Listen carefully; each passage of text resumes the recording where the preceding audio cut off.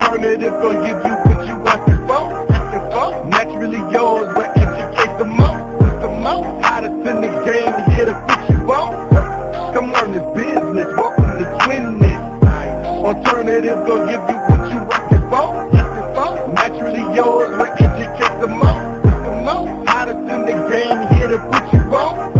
Come learn this business, welcome to Twinness. Nice. But glad you're tuning in on the latest tip. Alternative salon, keep your head lit.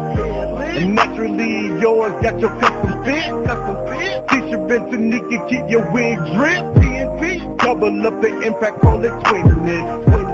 Hottest hairstylist in the business. Keeping topics fresh for your listening. Black owned, woman independent. Locticians hold it down on your imaging. Whether professional or apprenticeship. Showing culture love just to get you right. Black is beautiful, always shining bright. Alternative gonna give you what you asking for. Naturally yours, but educate the most. Hottest in the game, here to put you on. Come learn this business, welcome to Twinness. Alternative gonna give you what you asking for. Naturally yours, but educate the most. Hottest in the game, here to put you on. Come learn this business, welcome to Twinness. Hello. This is Tisha McDonald here. As you can see, I am a party of one, not a party of two today. My sister got booted out of Facebook. So she is watching live right now on YouTube because we are streaming live on YouTube and Facebook. So she is not going to be here this week, but you will see us together next Sunday because I will be down in Alabama. And so you will see us together, but you are watching Twinness. She will be in the comment section. So I'm sure I will be hearing from her and responding to her as well. So I hope everybody had a decent week. I want to say thank you to Lisa. We were on a podcast on Friday. Oh, darn, I forgot to... Tanika, can you remember the name of the podcast? I can't remember. It was like Kinky in the Kitchen. That's her name. It's Lisa. And we were on her podcast on Friday. Her podcast is called Kinky in the Kitchen. When she is ready to stream it live, we will let you guys know. But it was a very interesting 2 hours that we were on her show. And we talked about everything from hair, foster care, business. It was just a chill conversation. So I want to say thank you to Lisa again for Kinky in the Kitchen, inviting us to this podcast on Friday. All right, guys. So this is one of our segments we love to do, From Foster Care to Fabulous. And this is national, it's not the month of November. It's actually just a day in November that it's nationally known. And it's Adoption Day. Adoption Day is actually November 19th. And we all know Wendy's.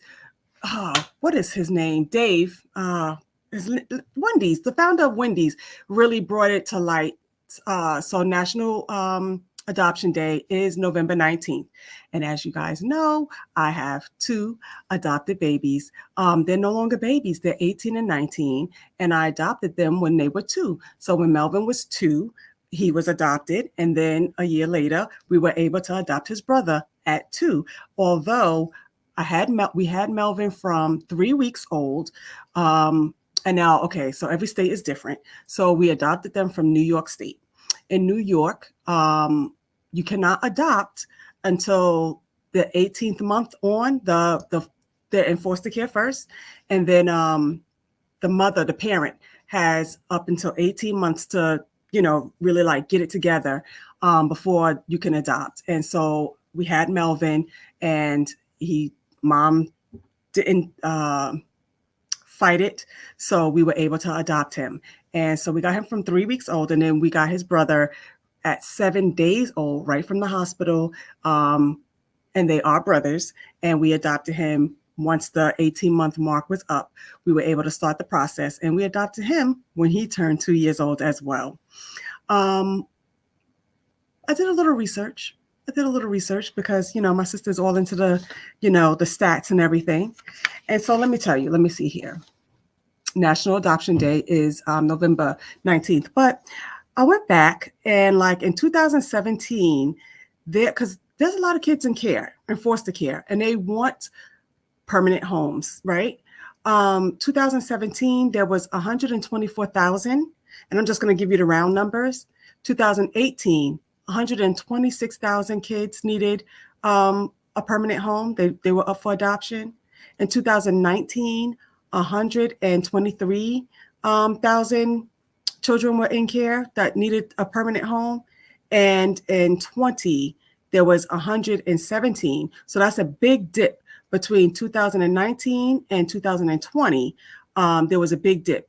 2019, there was 123,000 kids that needed permanent housing. And in 2020, 117.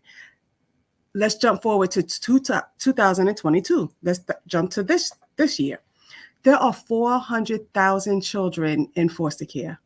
400,000 children in foster care. Let me just marinate on that. 400,000. That's a lot of children that are in need. And out of that 400,000, the statistic is even lower. It's 114,000 that's waiting to be adopted. Yes, Nikki, 400,000. And so, but wait, it gets better because we've said this before on our show. We would rather adopt a pet than adopt a child. We would rather take care of an animal than take care of another human being. I grabbed the statistics from the ASPCA. Every year, 4.1 million pets are adopted. 4.1 million pets are adopted. 2 million dogs are adopted per year, and 2.1 million cats are adopted a year. So that's where my sister and I are opposite, even though she doesn't mind a cat, but she's a dog person. I'm a cat person. So Tanika, there's more cat people than dog people. Haha. Just had to put that out there because I know you're watching. So, why? Why do we adopt pets instead of children? One, because we don't want the responsibility of another child. A pet is easy. You can go off to work, come home. You don't have to worry about it. When you have a child, now you have to worry about getting them to school, picking them up, feeding them. It's more responsibility. However, a lot of people say I'm going to get a pet so I can learn how to be a parent, or, because you still got to keep the pet alive, right? But we're talking about human life here. We're talking about human life, and these kids need a place to go. And I know sometimes people will say, taking in a child, adopting, it's harder. It's someone else's problem. It's not my problem. Or I don't want to take in a problem child. Well, if we don't take care of them, what do you think is going to happen as they get older? Do you think they're going to become less of a problem? But, if you take them in, will they become less of a problem? Then it's I only want to adopt the small ones. I only want to adopt the babies. You don't want to mold or shape maybe a 8 or 9-year-old because you feel like they're already in their way, and they're not. They're still moldable. So I don't know. And then there's a thing of, I would love to adopt, but, and my question always is, but what? Because we can always make excuses as to why not. Some of them are valid, like my husband and I, we did foster care for 8 years. Like I said, we adopted 2 boys. And when we moved to Pennsylvania, I still wanted to continue to adopt or take in foster kids. But my husband said, no, we've done 8 years. I'm quite done with that. So he didn't want to. And that's fine, because we did 8 years and we adopted our 2. And like I said, they're 18 and 19. But I wouldn't take anything from it. You know, the process, Nikki, it's not, well, if you get them through foster care, it's an easy process. They make the process easy for you. Of course, through foster care, they want to get the children back with with their homes. But if that's not a possibility, they set everything up for you. You don't even have to do anything because you're already in their system. You're already fingerprinted. You're already background checked. The most we had to do was get someone else to vouch for us to say that if something happened to Walter and I, who was going to take care of our babies? And you have to do that, and you need to do that anyway. Even if they were your own from your birth, from your womb, you need to have in place if something happened to you, if you died in a car crash, if anything, you need to have that in place. So I'm just thankful that my first cousin, signed off on the paperwork that she would, even though I know my sister definitely would, but she was right there at the time. And because she's a social worker herself, it just gave it some more validity to us being able to adopt. And of course, because she's a social worker, she already had her everything in the system, fingerprints and all of that was done as well. And my sister clearly could take my children because of course she's a nurse and she has her fingerprints and her background checks and everything done as well. So the process was very easy. But also there's private adoption. If you did want someone to carry that baby for you, if you wanted to get it from an agency, a private agency, you could do that as well. And I have actually a couple of clients that have adopted children. I have one that just came to me yesterday, actually. She has 6 adopted children, her and her husband. I have another one who has 1 adopted son. And it was almost like a bait and switch for her. She did get hers through a private agency, and it was like a bait and switch, but it's not my business. I can't get into that. But I don't know, guys. I don't know. Where's the humanity? This is the time of year. These children want to be loved. They want a home. And then it's even worse if you have a special needs child.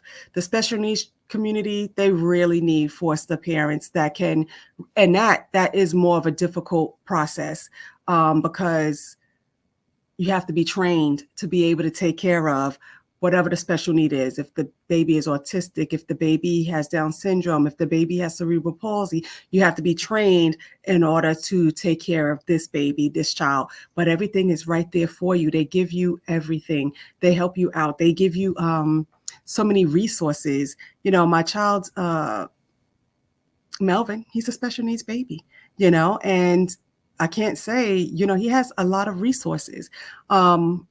Michael, he's graduating this year, and I'm going to be calling the agency because I know there's resources now that he's 18 and about to go off to school that they can kind of steer me in a direction that I should go in for him now that he's 18 and ready to go off to college. Of course, he will qualify straight up for financial aid because on the financial aid forms, because people think about that, oh, once you adopt, there's no services to help you. Yes, there are, because if you adopt from a foster agency, on the FAFSA, it says, were you ever a foster child? And my kids can say, yes, I was, because my kids know that they were, and they will automatically get financial aid. No matter the amount of money I make or my husband make, they were once a foster child, and therefore they qualify for financial aid, right? So I don't know. I just feel like 400,000 children in foster care. And I'm going to tell you, if my husband weren't living, thank God he is, but if he weren't, I would take in more foster kids. I would. I love the process. I love, not the process, but I love being of a help, and I still feel so young. Why not give back? I'm still young enough to do it. I'm still young enough to do it.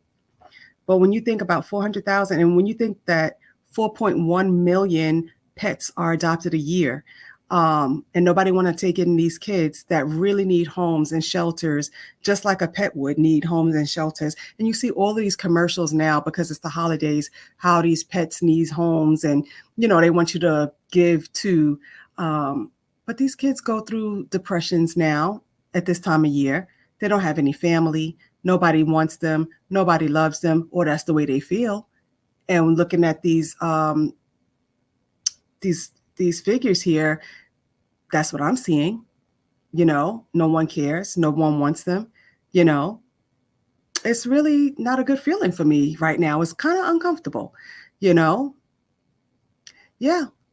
we do only care about ourselves nowadays. It is all about us. But I also know, in reality, I know we're going into a recession. I know inflation is high. I get that.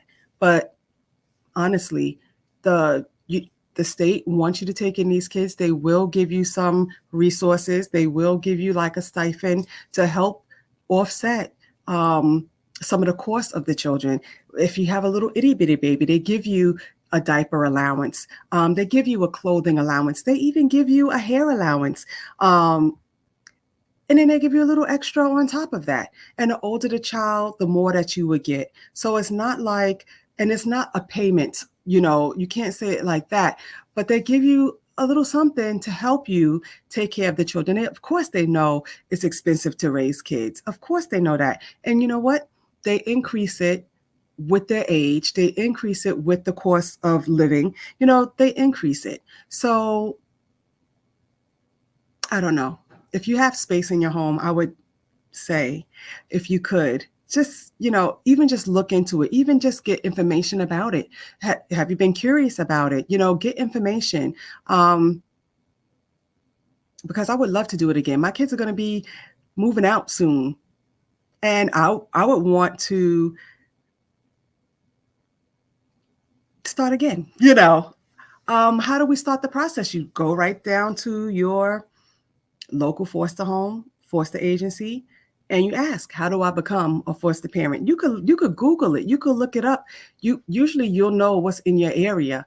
And you could usually right there on the website, it'll tell you how to start the process. They're going to want to do a home visit. They want to know who's in your home. How many people, how many adults, how many children, where would this child be staying? What room would be theirs? Now, every state is different because in Pennsylvania, they want the child to not share a room with your natural child. They have to have their own room.